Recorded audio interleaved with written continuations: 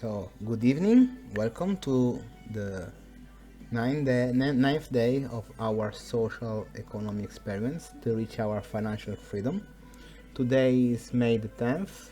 It's 8 p.m. here in Europe, Central Europe time. Wish you a good evening. I hope all of you are safe. And today we have a lot to think, a lot to review together. And we will talk about mainly 2 points. First is the banking system, second is the tools, technology. And at the end, as small suggestion, we will start reviewing the biggest bank in the world in 2019. I just took this list from Wikipedia, mentioning the link in the video, so please document yourself always. And today, for the first time, we shall try to decide our strategy to invest. My idea is just to invest this 100 euro every month for the next 12 months, buying the biggest bank shares. They are simply too big to fail, and there will be some surprise because you will not expect which are the biggest bank. If you think, you will imagine some of the US bank, but they are not in US. You will think in European bank. Sorry, they are not in Europe. The biggest bank in the world are in Asia actually, and this will mean that the biggest bank are related to the engine of the world, and the engine, the production of the world at the moment is in Asia. Do not be blind. We have to think how the world is evolving, to know how the world is growing, to follow the growth, to follow the step down of the economy if this will happen, to follow the inflation, to understand that, as Warren Buffett said, we have to be greedy when the other are scared, and we have to be scared when the other are greedy. So we have 100 euro a month, and for this month we will buy together, and we will be together our portfolio. But just start to understand what are the banks, what are the core function, what are the real function of the banks, because 99% of us, we don't know what is the real value and the real activity of a bank. Many people will think that the banks are not good, that they are like stealing money and so on. That's not the case. We will have some nice surprise.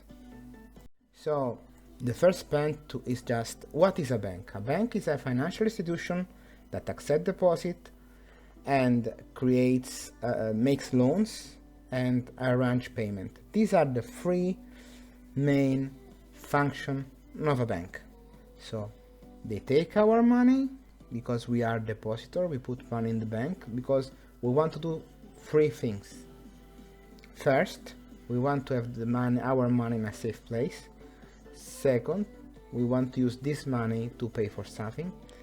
Third, we need the bank to borrow money to buy something important via loan. There could be endless discussion, and we will see in the future about when to make a loan, why to make a loan, how to use the credit card, why to use the credit card, what is the real value of the debt, how to have a good debt, because you have two kinds of debt, the good one and the bad one. I think Robert Kiyosaki was extremely clear and was extremely good in this discussion, in this classification. So these are the three main activities of a bank: making loans, arranging payment, and collecting deposit. Okay, what kind of bank we have? We have at least 10 to 20 different kind of bank that we can refer to.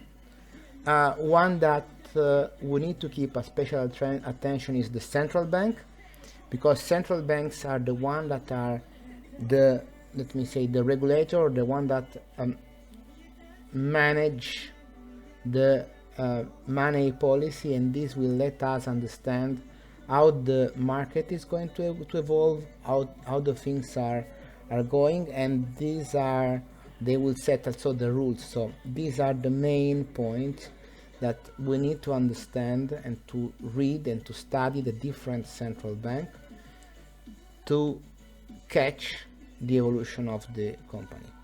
What are the risk factors that we need to take in account when we talk about a bank? First of all is the liquidity of a bank. So how much money this bank has. More money the bank has, the more stable it is. Second, what kind of business the bank is doing with the money. Third, what kind of credits they are giving and how they are giving these credits. What kind of operation they are doing, and at the end of the story, also what kind of reputation they have, because markets are like beasts. So if they got scared, they don't think, they go up, go down, they are really crazy, and they are difficult to understand and discover and to surf on this wave. But we will learn together too. And what others? Okay, we have the commercial bank, we have the offshore bank, and we have the postal savings that are the safest and the one that we need to have. And my suggestion is not to rely only one bank, but just to split the money that we will save in the different banks to reduce the risk of the money we put in the bank. What are the factors that we have to take in account when we study the financial market or the banking market? The regulation that changes country to country, the competition of the main competitors of the bank that we are studying, what kind of products, how good is this banking in adapting to technology, and the inflation rate of the place that we are reviewing. So for example, many people think that today US economy will have a burst of inflation, possibly, maybe not immediately, but with time. So we have to think very carefully, and we have to understand why banks are important for all of us, and how the banks are providing us some necessary service. So before starting to understand what is the real role of a bank, is just to check what are the factors that are influencing our personal finance. So we have mortgage, car loan, credit card, we have student loan, especially in US, we have salary or wage, we have some stock option, we have benefit, we have social security, we have funds for pensions, and then we have investment.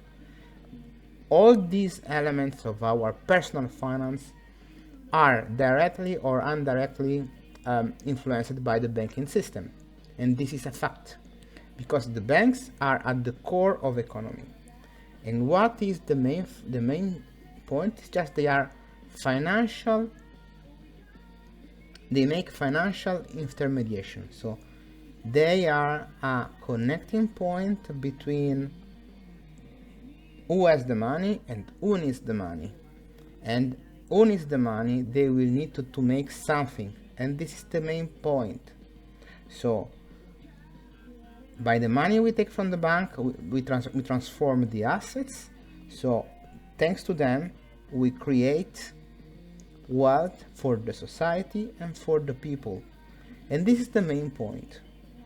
Without the banking, we will have issues, because we will stuck back to the barat. So we will exchange goods with a value. The problem is born when they will be greedy that we add to this factor, so we are not cautious, or we are not aware of what we are doing with the products that the bank has given to us.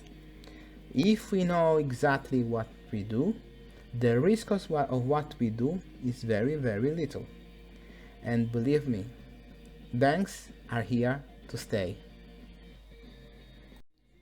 Together with the bank, then there is a point very important, because more and more this day, more than in the past, bank and technology are linked, because technology or the tools, they are the key point to create surplus.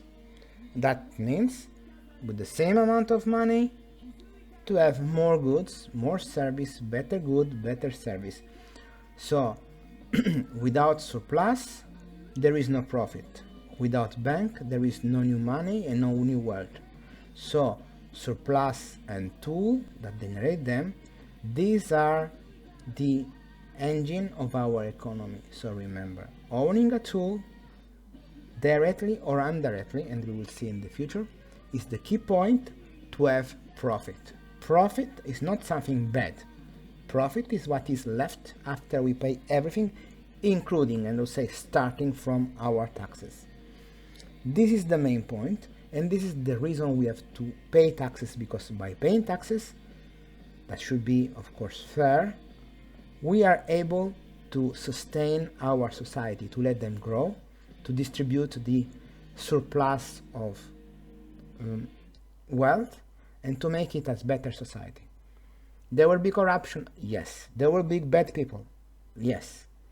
But on the big number, I have the faith, and this is not a science, this is my personal faith, the good people are more than the bad people, and no matter which is the damage that bad people they will do, on the long run the good people will prevail, and so the money that we pay in taxes, they will eventually go to the people that they really need it, and our surplus will give us profit, and we will improve the society that we live in.